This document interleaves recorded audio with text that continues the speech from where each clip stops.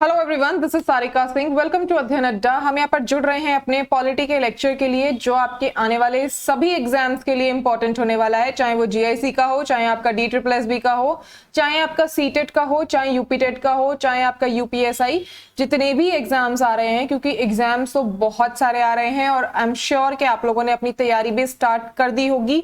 अगर नहीं की है तो आप शुरू कर दीजिए, क्योंकि अगर आपको जॉब पानी है तो यही मौका है, क्योंकि बहुत सारी वैकेंसीज अभी निकली हुई हैं और अभी आने वाली भी हैं। तो आप लोग यहाँ पर हमारे साथ तैयारी कर सकते हैं। आप लोग को कई सारे बैचेस, कई सारे सब्जेक्ट्स आप लोगों को यहाँ पर फ्रीली आपको पढ़ने के लिए मिल रहे हैं, जिसका कोई भी आपसे फीस या कोई भी किसी भी तरह का चार्ज आपसे नहीं लिया जा रहा है।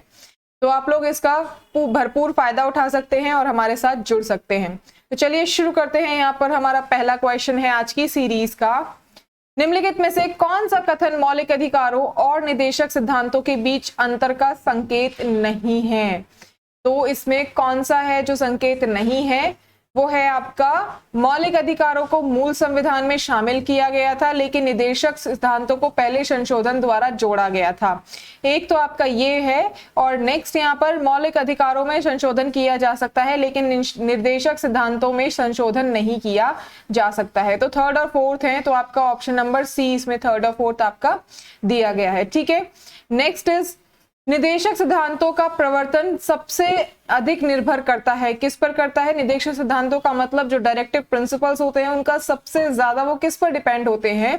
तो सबसे ज्यादा डिपेंड होते हैं वो सरकार के लिए उपलब्ध संसाधन पर। ठीक है, जो आपके रिसोर्सेज गवर्नमेंट के लिए अवेलेबल होते हैं उसके लिए क्या होते हैं, ये निर्भर उस पर डिपेंड करते हैं। ठीक है, नेक्स्ट इज संविधान में वैज्ञानिक स्वभाव, मानवतावाद और जांच और सुधार की भावना के विकास के अवसर पाए जाते हैं। कब पाए जाते हैं? मौलिक कर्तव्य के अंदर। ठीक है, मौलिक कर्तव्य के अंदर पाए जाते हैं। नेक्स्ट इज भारतीय नागरिकों के मौलिक कर्तव्य प्रदान किए गए थे। भारतीय नागरिकों को मौलिक कर्तव्य प्रदान किए गए थे। कब किए गए थे? संविधान का एक संशोधन है ये। क्या है ये?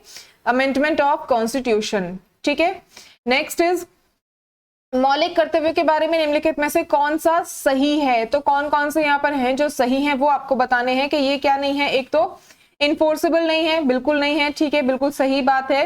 नेक्स्ट है वे मुख्य रूप से नैतिक कर्तव्य हैं। ठीक है, बिल्कुल ये भी सही बात है। वे किसी भी कानूनी अधिकार से संबंधित नहीं है, ये भी क्या है? करेक्ट है। तो आपका ए ऑप्शन क्या हो गया? करेक्ट हो गया।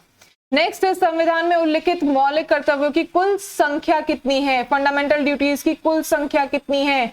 तो ये 11 है। कितनी है? 11।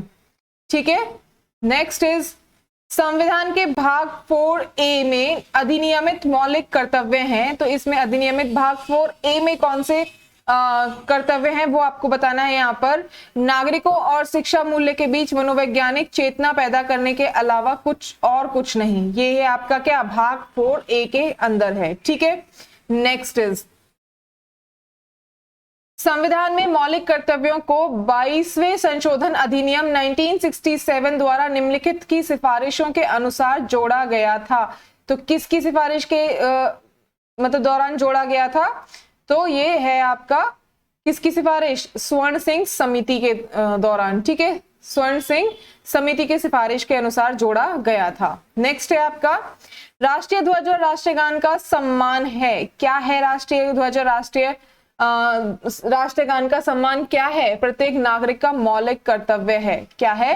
प्रत्येक नागरिक का मौलिक कर्तव्य है। ठीक है, नेक्स्ट एंड लास्ट क्वेश्चन आज की सीरीज का, मौलिक कर्तव्य। मौलिक कर्तव्य क्या है को मतलब 44वें संशोधन द्वारा पेश किया गया था। क्या मौलिक कर्तव्य को 44वें संशोधन द्वारा पेश किया गया था, या फिर भाग 3A में शामिल किया गया है, या फिर नियोजित नहीं है? तो इसमें क्या है? ये नियोजित नहीं है। ठीक है, क्या नहीं है? ये जस्टिसेबल नहीं है ये। तो ये आपका करेक्ट आंसर है। ठीक है, नियोजित नहीं है। फोर्थ इसका ऑप्शन आपका जो थर्ड है वही है। ठीक है, बाकी यहाँ पर आप लोगों के लिए बहुत ही इंपॉर्टेंट सीरीज उठाकर मैं आप लोगों के लिए लेकर आ रही हूँ, जो आप लोग के एग्जाम में आप लोग की बहुत ज्यादा हेल्प करने वाले हैं। तो लेक्चर आप लोगों के लिए बहुत ही ज्यादा इंपॉर्टेंट है।